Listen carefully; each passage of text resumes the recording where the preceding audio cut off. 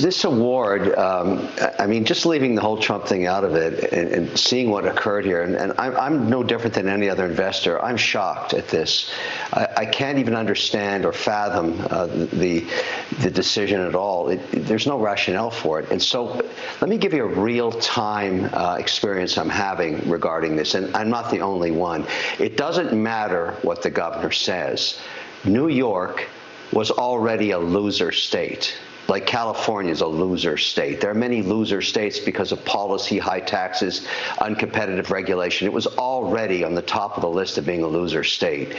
I would never invest in New York now, and I'm not the only person saying that. And here's a real-time situation. In development in real estate right now, the hottest asset class is very high-end data centers. They cost anywhere from $2.5 to $3.5 billion each.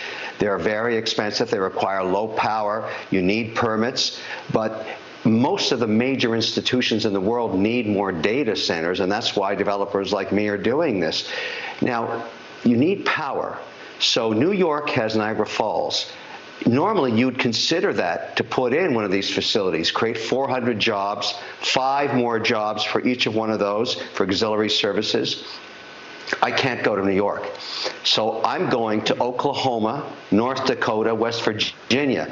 Governor Stitt, Kevin Stitt, my staff have met with him. Governor Burgum, the same thing. Governor Justice. Those are winner states. They don't do things like this. I have to syndicate that debt and all that equity. We're talking billions of dollars here. Do you think any foreign institution or any private equity firm or any pension fund would touch New York? No. And that's why New Yorkers should be concerned. The fine people of New York should ask themselves, why are we such a loser state? How are we going to attract business? It's not just the existing businesses that are fleeing out to Texas and Florida.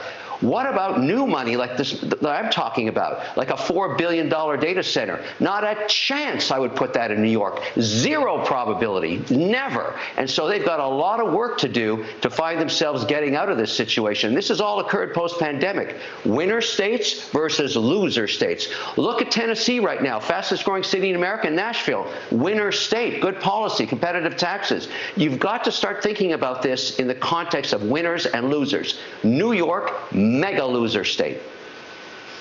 So, Kevin, what did you think of Governor Hochul saying this is like a unique one and done because Donald Trump went too far and was so nefarious? You guys, if you're just doing what you should be doing, you have nothing to worry about. But they're very worried about it.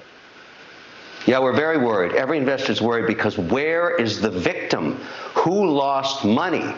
This is some arbitrary decision a judge made. This policy and what this says, what does this say about the bar, the legal bar in New York? Aren't they going to question this judge? What is this? $355 million and there's dollars as a penalty and there's plus interest at 9% and there's no victim?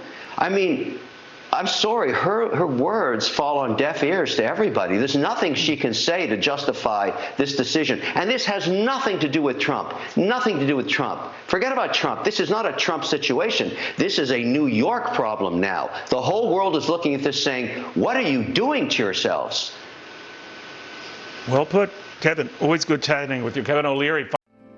Because the flag still stands for freedom, and they can't take